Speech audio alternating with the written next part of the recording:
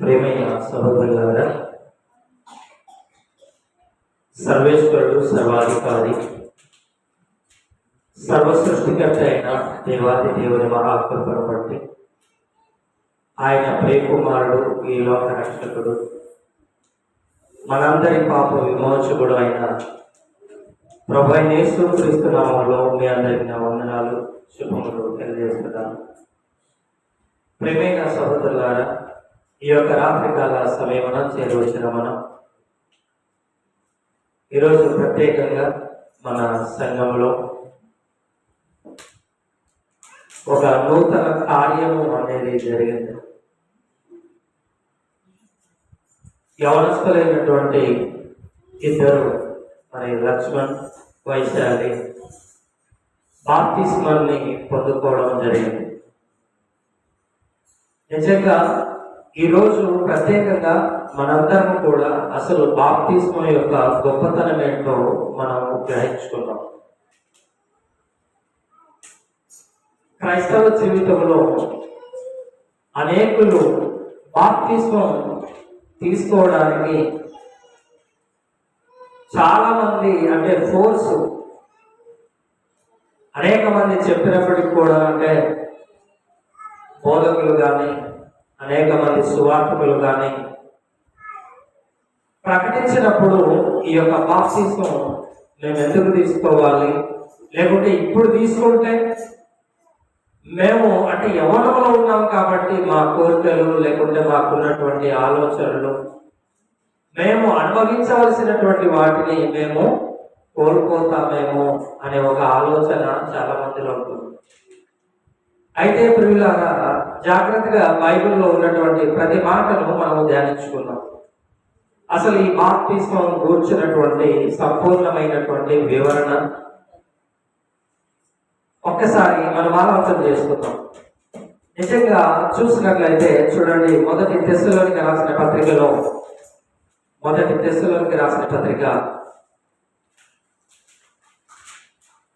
5వ అధ్యాయము మొదటి తెస్సలోనికి రాసిన పత్రిక త్వరగా చదువుకుందాం. మొదటి తెస్సలోనికి రాసిన పత్రిక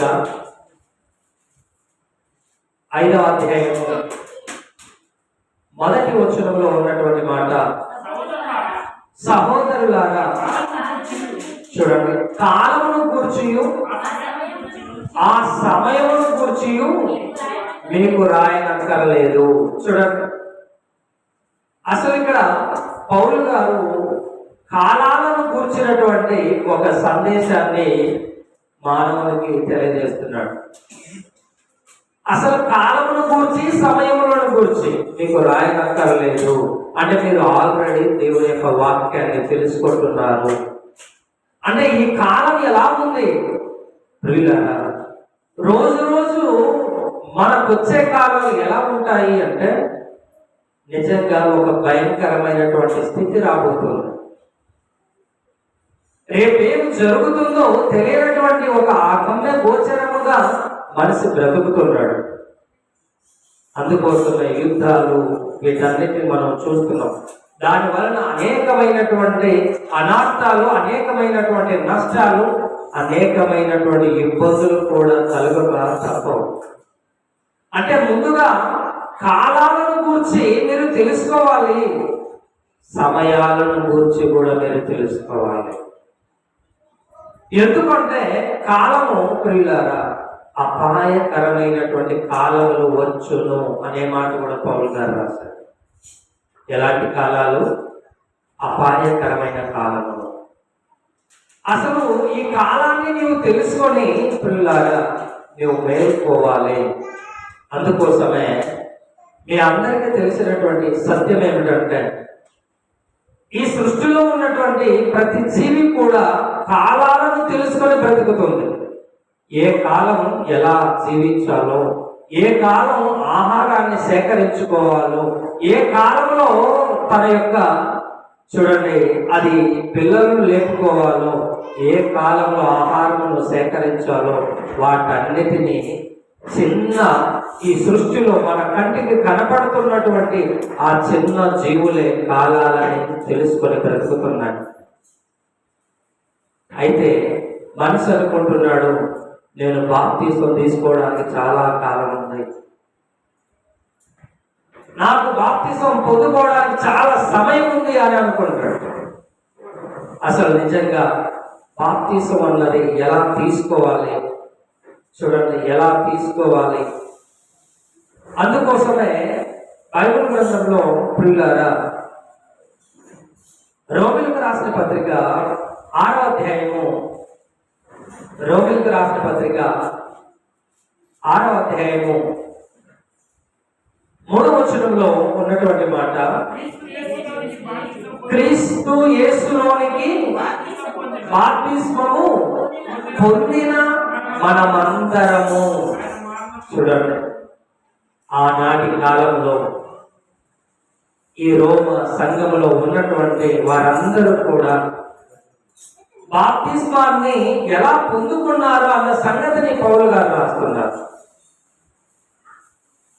బాప్తిస్మం ఎలా పొందుకోవాలి అంటే, క్రీస్తు యేసులో బాప్తిస్మం పొందిన మనందరము ఆయన మరణములోనికి బాప్తిస్మం పొందితిమని మీరు ఎరుగరా.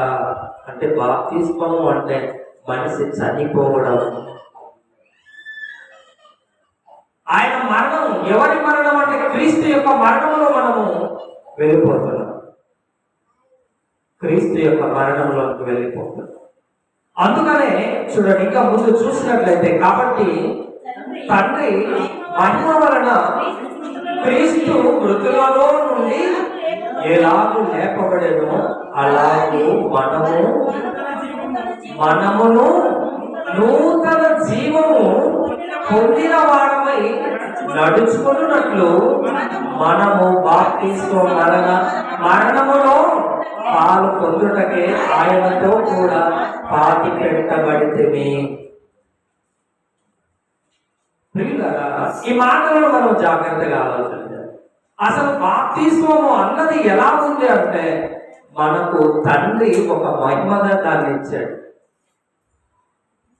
ఈ బాప్తిస్మం చాలా మంది చాలా రకాలుగా తీసుకుంటుంటారు. ప్రియులారా, అనేకులు, కొంతమంది అయితే జెండా కింద తూలిపోతాడు. సిలువ జెండా ఉంటే దాని కింద వెళ్ళిపోతే అది బాప్తిస్మం. కొన్ని సంఘాలు, ఇంకా కొన్ని సంఘాల్లో చిలకరించి బాప్తిస్మం అనేది ఉంటుంది. అంటే బాప్టిజో అనే ఆ పదం నుండి బాప్టిజం అనే ఒక ఇంగ్లీష్ పదం అనేది వచ్చింది. అంటే గ్రీక్ పదం నుండి ఈ యొక్క ఇంగ్లీష్ పదం. బాప్టిజం అంటే నువ్వు ముంచబడడం. నిజంగా నీవు ముంచబడడం ఏ రీతిగా? యేసు క్రీస్తు యొక్క మరణములో ఆయన సమాధి చేయబడి తిరిగి నూతనంగా ఎలా లేపబడ్డాడో మనము గుడ్ ఫ్రైడే చేస్తాం. యేసుక్రీస్తు మరణించాడని వెంటనే ఈస్టర్ చేసుకుంటాం, ఆయన తిరిగి లేచాడని. అంటే ఎవరైతే బాప్తిసం తీసుకుంటున్నారో వారందరూ తమ యొక్క దేహములను చంపుకొని, అంటే ఆయన యొక్క మరణములో, క్రీస్తు మరణములో మనం పాలి భాగస్తులుగా అవుతున్నాం. ఆయనతో పాటు మనం మరణిస్తున్నాం. అంటే పాత జీవితాన్ని నీవు మరణింపచేసి నీ పాత జీవితాన్ని వదిలి ఒక నూతన జీవమును పొందిన వారమై నడుచుకున్నట్లు ఎప్పుడైతే నీవు ఆ బాప్తిస్మంలో నుండి నీవు బయటికి వస్తావో, ఎప్పుడైతే నీవు బాప్తిస్మాన్ని పొందుకొని నీవు ఈ లోకంలోనికి ఎంటర్ అవుతావో, అంటే ప్రవేశిస్తావో, ఒక నూతనమైన జీవితాన్ని నీవు పొందుకుంటున్నావు. అంటే ఈ లోకము నుండి, అందుకోసమే ప్రియులారా, ఈ లోకము నుండి మీరు ఏర్పరచబడిన నా సొత్తు అని దేవుడు అంటాడు. ఎవరు ఈ లోకం నుండి ఏర్పరచబడినటువంటి వారు? అంటే దేవుడు ఎన్నుకున్నటువంటి వారు ఎవరు అంటే, బాప్తిస్మం ద్వారా ఎవరైతే దేవుని యొక్క రక్షణలోనికి వస్తారో, ఎవరైతే ప్రియులారా దేవుని రాజ్యములో వారసులుగా ప్రవేశిస్తారో వారు ఎవరు అంటే దేవునికి వారసులుగా నిలబడుతున్నారు. అందుకనే చూడండి, అదే 5వ వచనంలో మనం చూసినట్లయితే, మరియు ఆయన మరణం యొక్క సాదృశ్యమందు ఆయనతో ఆ ఐక్యము గలవారమైన ఎడల ఆయన పునరుద్ధానము యొక్క సాదృశ్యమందును ఆయనతో ఐక్యము గలవారమై ఉందుము. నువ్వు ఎప్పుడైతే బాప్తిస్మాన్ని పొందుకుంటావో, ఎప్పుడైతే నీవు ఆ పునరుత్థానాన్ని అనేది, అంటే బాప్తిస్మం అంటే పునరుత్థానం, ఈ లోకంలో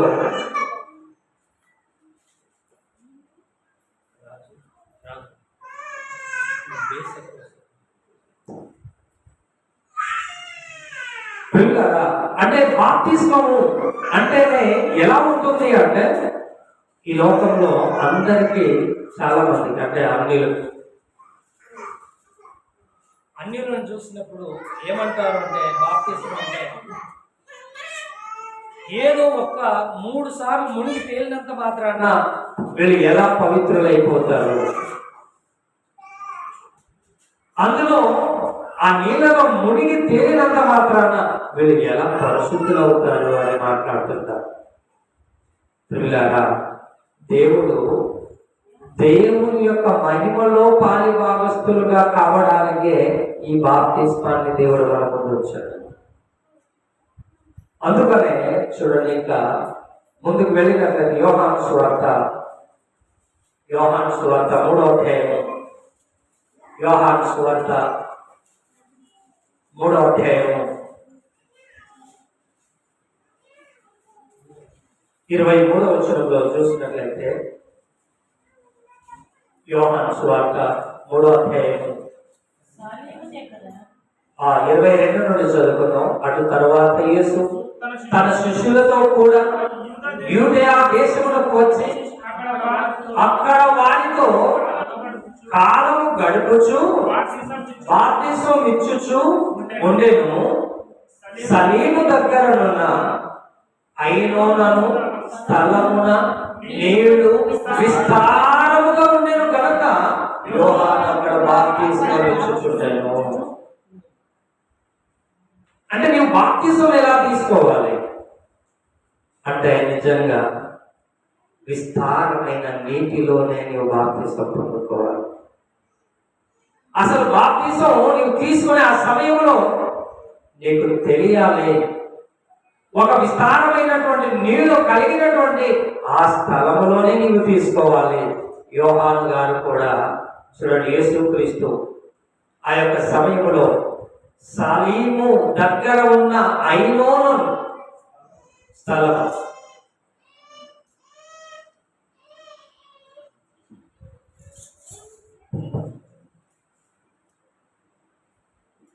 ఆ యొక్క స్థలాన్ని ఎందుకు ఎంచుకున్నాడు అంటే, విస్తారమైన నీళ్ళు ఉన్నాయి. ప్రేమైన సహోదరులారా, ఈ లోకంలో ఎవరో చెప్తున్నటువంటి మాటలను కానీ, లేకుంటే ఎక్కడో జరుగుతున్నటువంటి విధానాన్ని కానీ మనిషి ఆచరించడానికి అవకాశం లేదు. ఎందుకంటే బైబిల్లో రాయబడినటువంటి ఆ లేఖనం ప్రకారంగా మనం బాప్తిస్మాన్ని పొందుకుంటేనే నీవు దేవుని యొక్క రాజ్యానికి వారసుడు. అందుకనే ఇంకా ముందుకు వెళ్ళినట్లయితే చూడండి ప్రియులారా, అసలు ఎవరు బాప్తిస్మం పొందుకోవాలి, అసలు ఎందుకు ఈ బాప్తిస్మాన్ని తీసుకోవడానికి కారణం ఏంటి అంటే, హెజ్కేలు గ్రంథం అందులో రాయబడినటువంటి కొన్ని చక్కటి మాటలను, హెజ్కేలు గ్రంథం 18వ అధ్యాయము, హెజ్కేలు గ్రంథం 18వ అధ్యాయము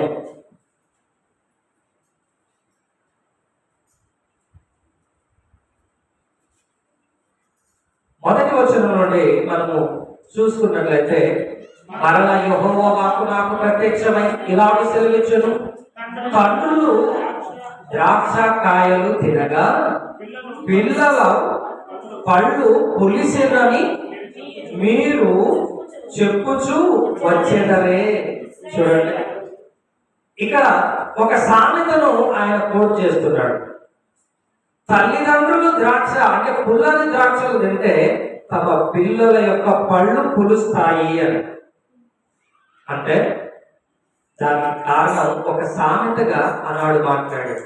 ఇశ్రాయేలీయులు దేశమును గురించి సామెత మీ రెందుకు పలికెదరు అంటే తల్లిదండ్రులు చేసిన పాపం వలన పిల్లలు పాపులుగా మారడానికి, అంటే వారి యొక్క క్రియలను బట్టి తమ బిడ్డలు కూడా ఆ పాపములో బ్రతకడానికి అవకాశం ఉంది.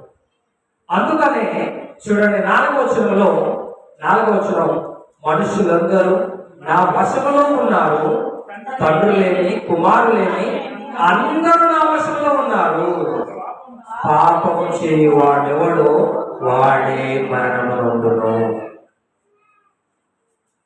ప్రియులారా చూడండి, మనందరం అనుకుంటాం ఏమని, నేను నా శక్తితో బ్రతుకుతున్నాను, నేను నా కాళ్ళ మీద నిలబడి ఉన్నాను, లేకుంటే నేను బాగా సంపాదించాను, నేను నా స్థితి అంటే ఒక ఉన్నతమైన స్థితి కలిగి నేను ఉన్నాను అని మనిషి అనుకుంటాడు. దేవుడు ఏమంటున్నాడు తెలుసా? దేవుడు అంటున్న మాట, మనుషులందరూ నా వశంలో ఉన్నారు. ఈ ఆరిన నేల మీద మానవుడిగా జీవితాన్ని పొందుకున్న ప్రతి మనిషి, వాడు ఎంత ఉన్నతమైన స్థితి ఉన్నా, ఏమి లేని స్థితి ఉన్నా, అంటే ప్రతి మానవుడు కూడా అంటే దేవుని యొక్క వశములో ఉన్నాడు. తండ్రులేమి కుమారులేమి అందరూ అంటే పిల్లలు పెద్దలు అందరూ కూడా ఎవరి చేతుల్లో ఉన్నారు అంటే పిల్లరా దేవుని చేతుల్లో ఉన్నారు. అయితే పాపము చేయువాడు ఎవడో వాడే మరణము నొందును. ఎవరైతే పాపం చేస్తున్నాడో పాపము చేసేవాడు మరణిస్తాడు. ఆ మరణంలో నీవు వెళ్లకుండా నిన్ను రక్షించేది బాప్తిస్మం. అందుకోసమే భక్తుడైనటువంటి దావీదు గారు అంటారు,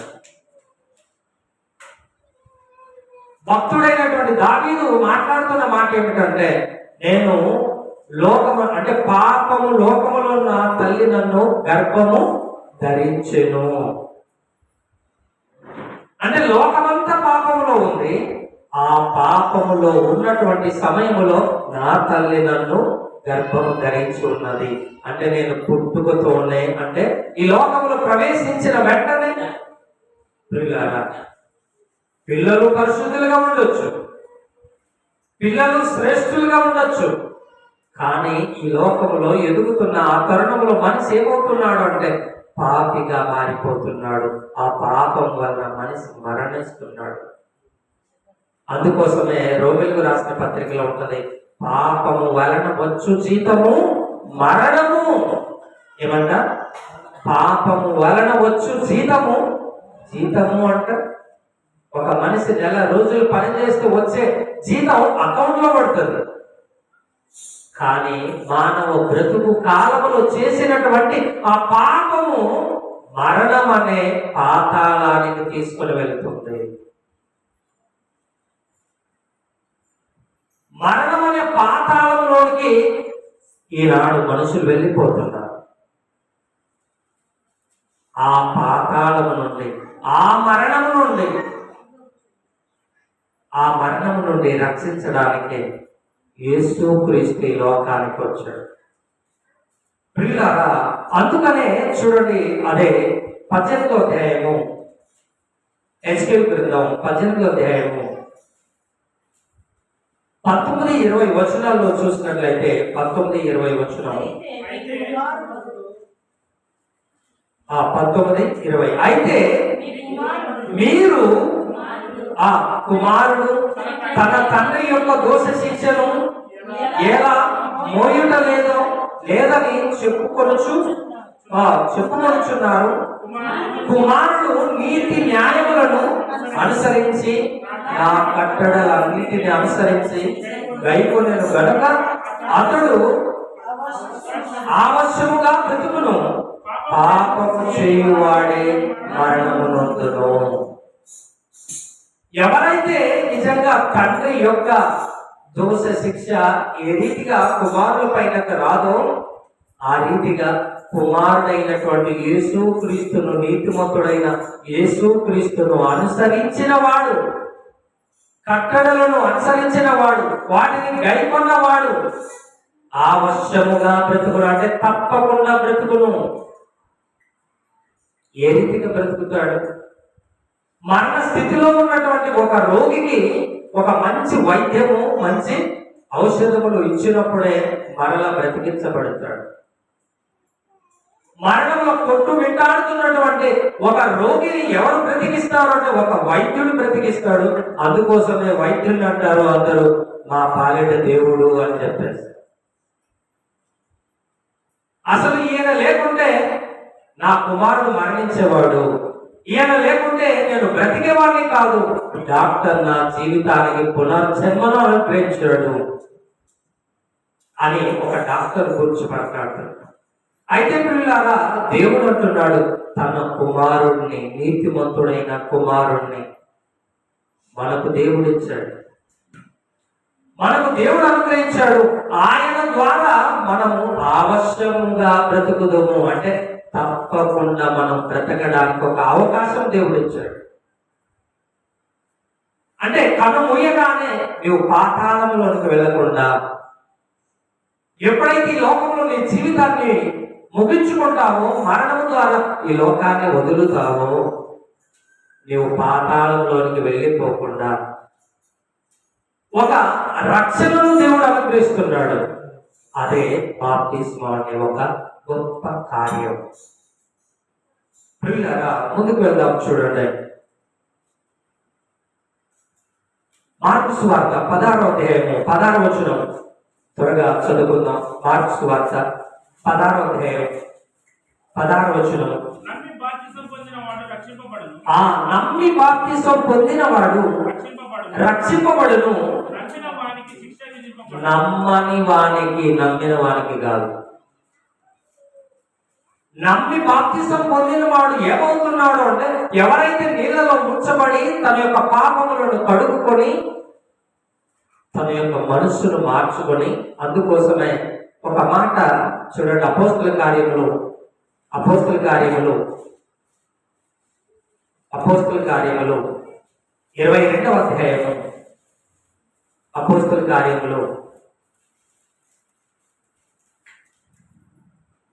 22వ అధ్యాయము 16వ వచనంలో ఉన్నటువంటి మాట, కనుక నీవు తడువు చేయుట ఎందుకు, లేచి ఆయన నామమును బట్టి ప్రార్థన చేసి బాప్తిసం పొంది నీ పాపములను కడిగి వేసుకొనమని చెప్పాను. చూడండి, తడువు చేయక అంటే నాకు చాలా సమయం ఉంది, నాకు చాలా వయసు ఉంది. ప్రేమైన సహోదరులారా, మానవునికి ఇచ్చినటువంటి జీవిత కాలం, దేవుడు మానవునికి ఇచ్చినటువంటి జీవిత కాలం, ఆయుష్ కాలం ప్రారంభంలో అనేకముగా అంటే 1000 సంవత్సరాల వరకు. అందుకోసమే బైబిల్లో హైయెస్ట్ గా బ్రతికిన వారు 999. అంటే బైబిల్లో అధికముగా బ్రతికిన వారు ప్రారంభంలో ఉండొచ్చు. దావీదు కాలానికి వచ్చేసరికి దేవుడు తమ యొక్క అంటే మానవుల యొక్క కాలాన్ని, ఆయుష్ కాలాన్ని ఏం చేశాడు? 60-70 సంవత్సరములు. అధిక బలం ఉంటే 80-90 సంవత్సరములు. అంటే రాను రాను మానవుల యొక్క కాలం ఏమవుతుందంటే తరిగిపోతూ ఉంది. ఒక ప్రవృత్తిని వెలిగిస్తే చూడండి, అది ఏ రీతిగా కాలిపోతుందో, ఏ రీతిగా అది అంటే తరుగుతూ ఏ రీతిగా వస్తుందో, మానవుని యొక్క ఆయుష్ను కూడా దేవుడు ఏం చేశాడు అంటే తగ్గిస్తూ వచ్చాడు.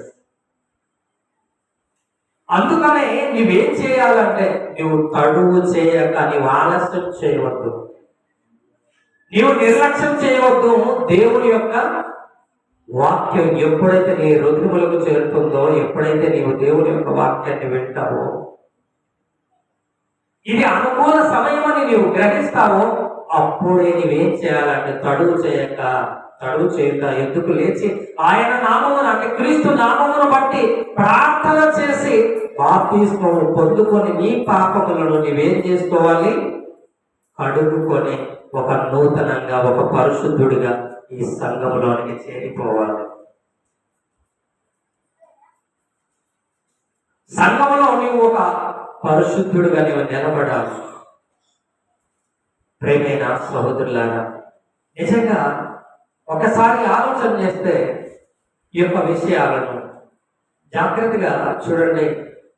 ఇంకా మనం ముందుకు వెళ్ళినట్లయితే అదే అపోస్తుల కార్యములో ఉన్నటువంటి మాట. అపోస్తుల కార్యములు 2వ అధ్యాయము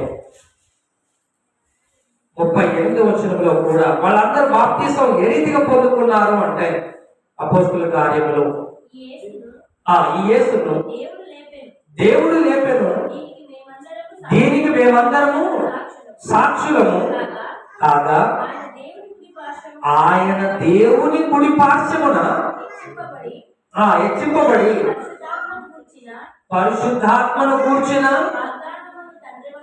వాగ్దానం వలన తండ్రి వలన ఆయన పొందుకున్నాడు. ప్రేమైన సహోదరులారా, దేవుని యొక్క సమయాన్ని, దేవుడిచ్చినటువంటి కాలాన్ని నువ్వు వినియోగించుకోవాలి.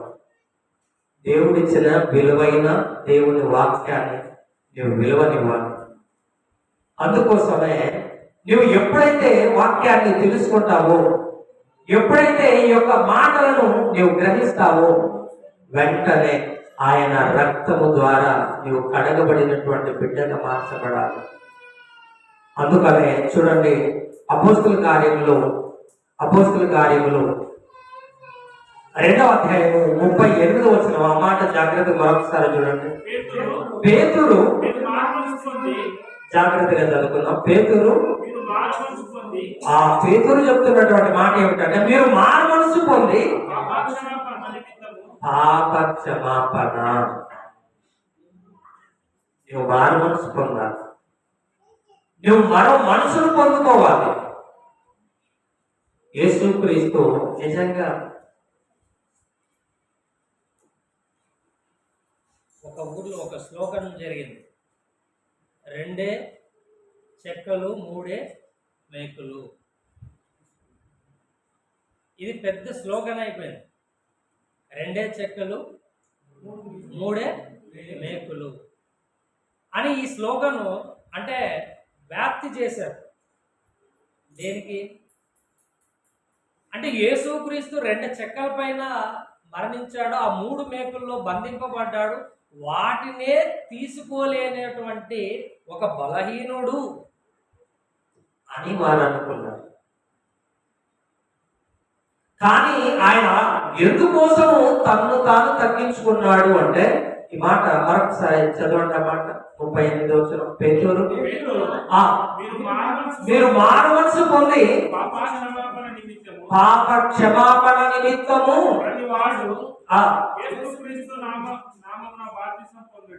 యేసుక్రీస్తు నామమున బాప్తిస్మము పొందుడి, అప్పుడు మీరు పరిశుద్ధాత్మను వరమును పొందుదురు.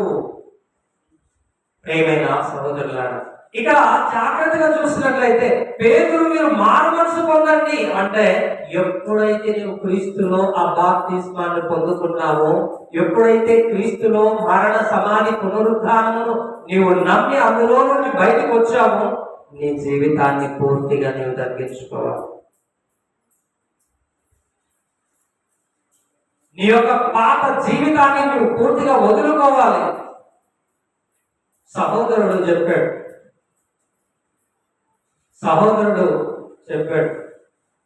రీసెంట్గా మనందరికీ తెలుసు ఒక చిన్న సమస్య, గొడవ. సహోదరుడు ఏమన్నాడంటే, అసలు బైబుల్ లేకుంటే, అంటే దేవుని వాక్యం నాకు తెలియకుండా ఉంటే ఈ పాటికి నేను ఏదైనా చేయగలను. దేవుని వాక్యాన్ని తెలుసుకున్నాను కాబట్టి, జీవ గ్రంథాన్ని నేను పట్టుకున్నాను కాబట్టి, కొట్టినా, నన్ను హింసించినా, నన్ను అవమానం చేసినా నేను వాటిని భరించుకున్నాను అనే సహోదరుడు ఒక సాక్ష్యం చెప్పాడు. అంటే యేసుక్రీస్తు ఏం చేశాడు అంటే ఎప్పుడైతే బాప్తిసం పొందుకున్నాడో తన జీవితాన్ని పూర్తిగా వదులుకున్నాడు. తన యొక్క జీవితంలో ఉన్నటువంటి ఆ పాపపు శక్తిని ఏదైతే ఉందో, ఈ శరీరానికి ఉన్నటువంటి ఆ యొక్క ఆశలన్నిటినీ యేసుక్రీస్తు తగ్గించుకున్నాడు. ప్రేమైన సహోదరులారా, అంతటి మహాశక్తివంతుడైనటువంటి యేసుక్రీస్తు నిజంగా అంత బలహీనుడుగా ఉంటాడా? సామాన్యులైన మానవుల చేతిలో బంధింపబడి ఆ శిక్షను పొందుకునే ఆ స్థితిలో ఆయన ఉంటాడు. అందుకోసమే యూదుల రాజుతో అంటాడు, నేను నా తండ్రికి మొరపెడితే సైన్యమే దిగి వస్తుంది. సైన్యం. ఏ సైన్యం? పరలోకపు సైన్యం.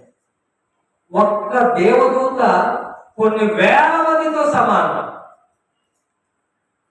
ఒక్క దేవుని దూత కొన్ని వేల మందితో సమానమైనటువంటి ఆ సమూహం, వేల కోట్ల దేవదూతలు పరలోకములో సైన్యం ఉంది. కానీ ప్రియులారా, శరీరములో ఉన్నటువంటి ఆ యొక్క ఆ తత్వాన్ని, మానవులకు ఉన్నటువంటి ఆ యొక్క ఏదైతే శరీరం, చూడండి మనం చెప్తుంటాం బాగా ఈ శరీరం కదా, బాగా ఈ కారం తిన్నటువంటి శరీరం లేకుంటే అనేకమైనటువంటి ఈ మట్టి దేహం కాబట్టి నాలో కోపం ఉప్పొంగుతుంది, లేకుంటే నాలో ద్వేషం పెరిగిపోతుంది, నాలో ద్వేషము క్రోధం పెరుగుతుంది అని ఏదైతే మానవులు చెప్తుంటారో వాటన్నిటినీ యేసుక్రీస్తు ఏం చేశాడు అంటే పాతేశాడు. ఉమ్మి వేసినా తుడుచుకున్నాడే తప్ప ఆయన ఎదురుగా వారిని బదులు చెప్పలేదు. అందుకోసమే యెషయా గ్రంథంలో ప్రవక్త అయినటువంటి యెషయా గారు ముందుగా చెప్పారు 55వ అధ్యాయంలో, బొచ్చు కత్తిరించు ఒక గొర్రె పిల్ల వలె. ఏ రీతిగా? బొచ్చు కత్తిరించి గొర్రె పిల్ల ఎలా ఉంటుంది తెలుసా? కత్తిరించి వారి కాళ్ళ మధ్యలో ఉంటుంది. వాడు ఎట్లా కావాలో దాన్ని తిప్పుతుంటాడు. అది ఏమి చేయకుండా, ఉలకకుండా, పలకకుండా తన కాళ్ళలో బందీగా ఉంటుంది. అంటే యేసుక్రీస్తు కూడా తన జీవితంలో ప్రియులారా తన యొక్క జీవితాన్ని తగ్గించుకున్నాడు. అంటే నీవు బాప్తిసం ఎప్పుడైతే తీసుకుంటావో ఆయన యొక్క తత్వంలోకి నీవు వెళ్ళాలి, ఆయన నీవు ధరించుకోవాలి. నీవు వాటన్నిటిని ధరించుకోకుండా ఏదో మన బాప్తిసం పొందుకొని ఏదో మునిగాను, బయటకు వచ్చాను, అయిపోయింది, మరి నా జీవితం నాదే అని అనుకుంటే అది పొరపాటు, ఒక శాపం. అది పరిశుద్ధాత్మ అనే ఆ వరాన్ని నీవు పొందుకోలేని వాడుగా నీవు ఉంటావు. ప్రియమైన సహోదరులారా, చివరిగా చూడండి, ఒక మాటను చదువుకొని ముగించుకుందాం. అపోస్తల కార్యములు 8వ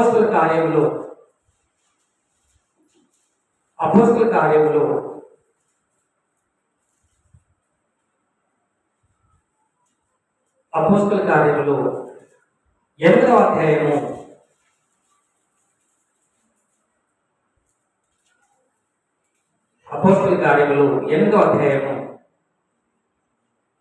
12వ వచనంలో ఉన్నటువంటి మాట, అయితే ఫిలిప్పు దేవుని రాజ్యమును గూర్చి యేసుక్రీస్తు నామమును గూర్చి సువార్త ప్రకటించుచు చుండగా వారతన్ని నమ్మి పురుషులను స్త్రీలను బాప్తిస్మం పొందేది. ఫిలిప్పు ఎవరు? ఫిలిప్పు ఒక సంఘములో సంఘ పెద్ద. ఫిలిప్పు ఒక సంఘ పెద్దగా ఉన్న ఒక సామాన్యమైనటువంటి ఆయన దైవ సేవకుడు కాదు, అంటే సువార్తను ప్రకటించే ఒక దైవజనుడు కాదు. సంఘములో ఒక సంఘ పెద్దగా ఉన్నటువంటి ఫిలిప్పు గారు ఆయన ఏం చేశాడు తెలుసా? దేవుని రాజ్యమును గూర్చి, దేవుని రాజ్యం పరలోకములో ఉన్నటువంటి ఆ పరలోకానికి, అంటే పరమందు ఉన్నటువంటి ఆ లోకం ఏదైతే ఉందో ఆ లోకాన్ని చేరాలంటే నీవు ఈ రాజ్యంలోనికి నీవు బాప్తిస్మం ద్వారా ప్రవేశించాలి. ఇందులోనికి నీవు బాప్తిస్మం పొందుకొనే ఇందులో నీవు ఉండాలి.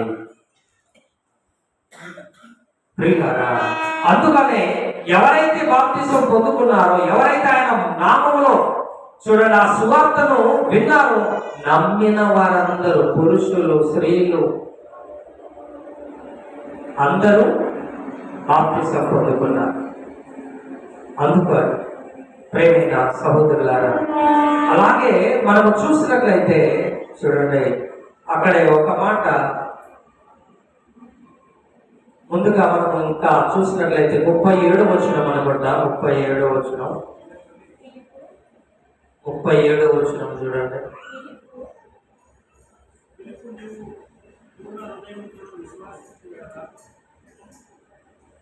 సారీ, అపోస్తల కార్యములో 38 వచనం, 8:30.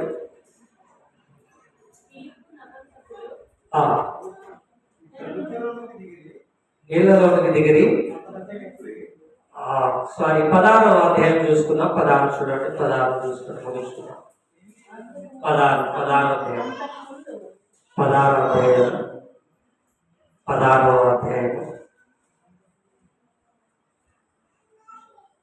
30వ వచనం నుండి చదువుకున్నాం. 16వ అధ్యాయం 30వ వచనం, అపోస్తల కార్యములు 16వ అధ్యాయం 30వ వచనం. వారిని వెలుపలికి తీసుకుని వచ్చి, అయ్యలారా, రక్షణ పొందుటకు నేనేమి చేయవలను? చూడండి, ఇక్కడ జరిగిన సంఘటన అందరికీ తెలుసు.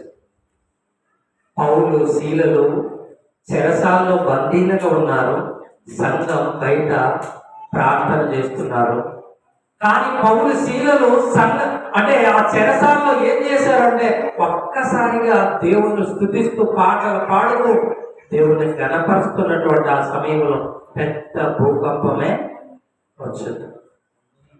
ఆ సమయంలో అక్కడ ఉన్నటువంటి ఖైదీలందరూ కూడా ఆ భవనాలు ఎప్పుడైతే పడిపోయాయో అక్కడ ఉన్నటువంటి ఆ ఖైదీలందరూ కూడా తప్పించుకొని పోయారు.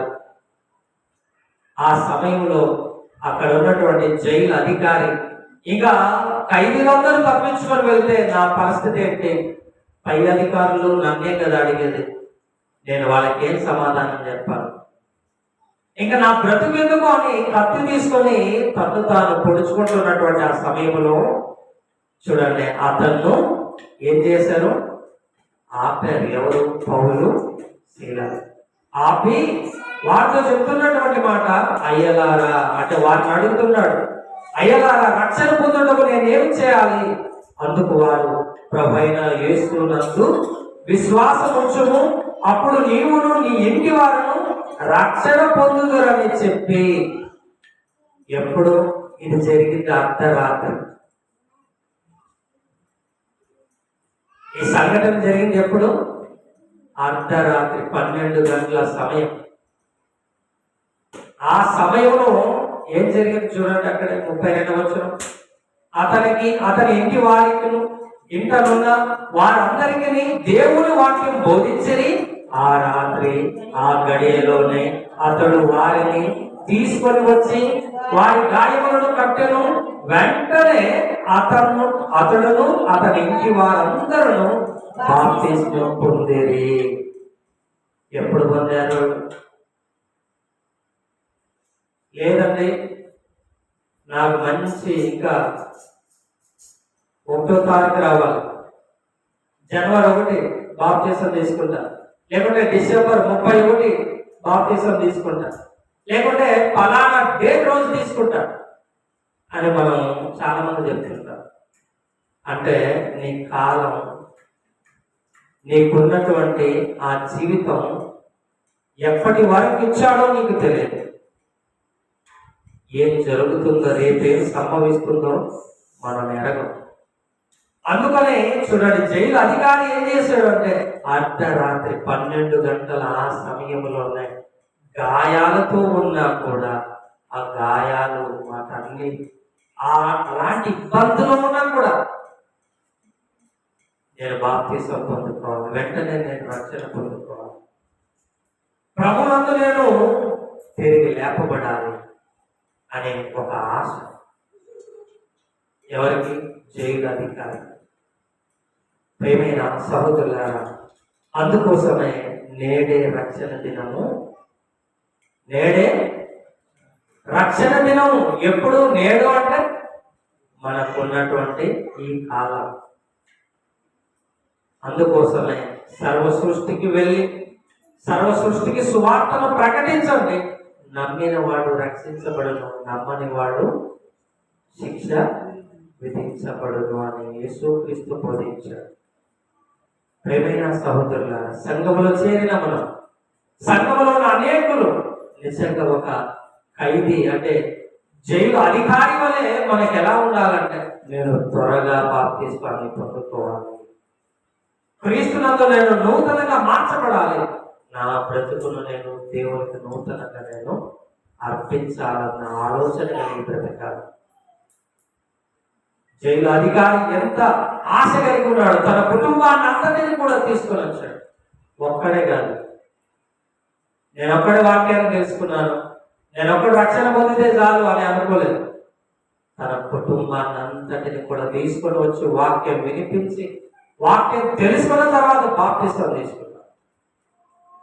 బాప్తిస్మానికి ఉన్నటువంటి గొప్ప వరం ఏమిటంటే, దేవుని వలన ఒక మహిమలోనికి మనం వెళుతున్నాం. దేవుని యొక్క మహిమలోనికి వెళుతున్నాం. దేవుని యొక్క అంటే యేసుక్రీస్తు యొక్క పునరుద్ధానంలోనికి మనం వెళ్తున్నాం. ఆయన యేసుక్రీస్తు ఏ రీతిగా లేపబడ్డాడో, నీవు ఈ లోకంలో మరణించిన తిరిగి లేపబడాలి అంటే క్రీస్తునందు బాప్తిస్మం పొందుకోవాలి. ప్రార్థన చేసుకుందాం. దయగలిగిన మా తండ్రి, కృప కలిగిన మా దేవ, పరిశుద్ధుడు పరిశుద్ధుడని కొనియాడబడుతున్న మా గొప్ప తండ్రి కొందనాలు. దేవా, ఉదయకాల సమయం నుండి మీ యొక్క కృపలో మమ్మల్ని నడిపిస్తూ ప్రత్యేకముగా యొక్క దినమున ప్రభు చిన్న మందగా ఉన్నటువంటి మరి సంఘములో తండ్రి నూతనంగా కుమారుడు ప్రభు మీ యందు బాప్తిస్మం పొందిన బిడ్డను ఆశీర్వదించండి. అలాగే తండ్రి కుమార్తె వైశాలిని ప్రభు దీవించండి. దేవా, ఇది మానవుల యొక్క ఆచారం కాదు కానీ మీ యొక్క రక్షణలో ఇది ఒక భాగ్యం అని గుర్తించి, దేవ, పరలోకానికి ముందుగా సిద్ధపరిచినటువంటి మీ వాగ్దానం అని గుర్తిరిగి వారు తండ్రి మీ యొక్క నూతనంగా అనుదినం వర్ధిల్లుటకు సహాయం చేయమని వేడుకుంటున్నాం. ప్రత్యేకంగా యొక్క సమయమున ప్రభా ఎందరైతే మీ యొక్క మాటలు విన్నారు దేవా, బైబిల్ గ్రంథములో దేవా మీ యొక్క జీవ గ్రంథములో రాయబడిన మాటలను ప్రభా మేము ధ్యానించుకున్నాం.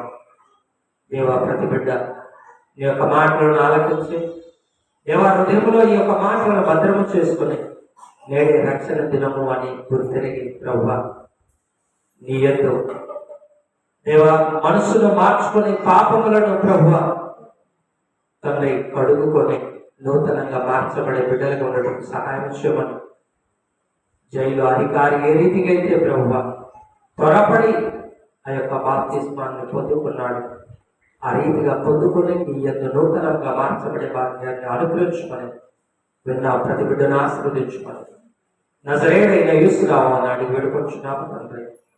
ఆమేన్.